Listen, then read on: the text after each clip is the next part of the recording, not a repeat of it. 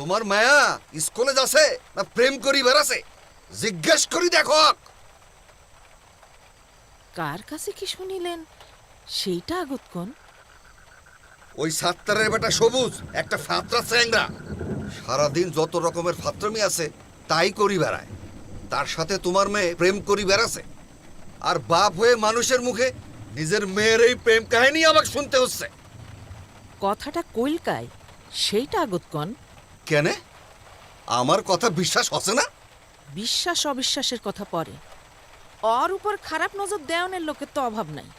কথাটা কইলকায় সেইটা আগত কোন? মসজিদের ইমাম আলী আলী সাহেব নিজের চোখে দেখিছে। উনি কি মিথ্যা কথা কবে? স্কুল থাকি আসিবার সময় তোমার মেয়ে উপহার দিছে ওই ছেলে, গিফট গিফট। যাও তোমার মেয়ে জিজ্ঞেস করি দেখো ইমাম সাহেব কি মিথ্যা কথা কইল নাকি। যাও।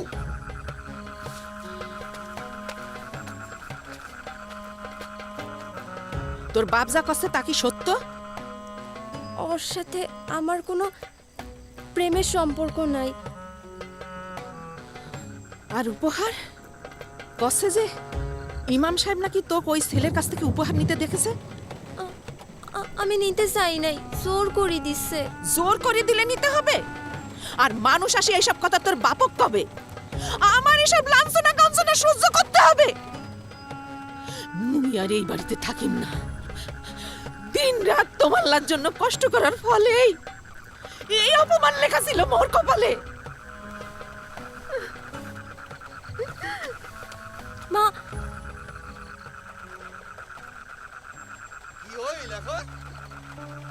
এতদিন থাকি যে বললাম কেলিঙ্কার হবার আগে মেয়ের বিয়া দি কাই শুনে কার কথা।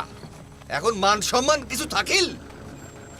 আর যেটুকু বাকি আছে ওইটুকু ফুরিবার আগে মেয়েকে আমি বিয়া দিব। মা বেটি আর কারো কথা আমি শুনিব না, এটাই ফাইনাল। আর ওনার ডিমান্ডেরও কোনো চাহিদা নাই। ইমাম সাহেবের সাথে আমি এবার মেয়ের বিয়া দিব। হ্যাঁ,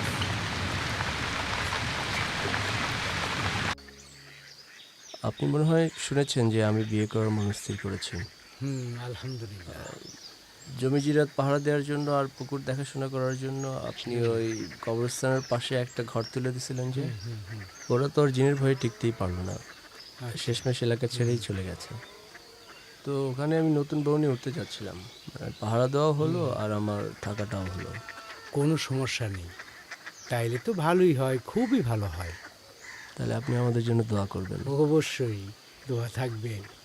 তো বাবা, জি, আমার একটু তাড়া আছে, আচ্ছা ঠিক আছে। আসে। হ্যাঁ, আসসালামু আলাইকুম। ওয়ালাইকুম আসসালাম।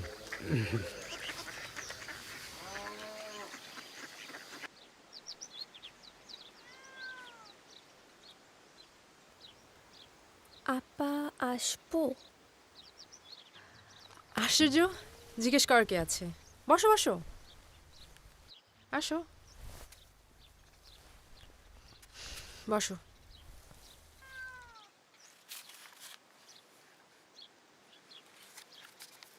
এত তাড়াতাড়ি পড়া হয়ে গেল?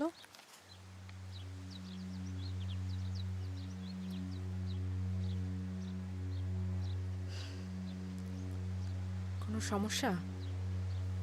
আপা, আব্বা আমার বিয়া ঠিক করছে। বিয়ে? কার সাথে? আমাদের মসজিদের ইমাম সাহেবের সাথে।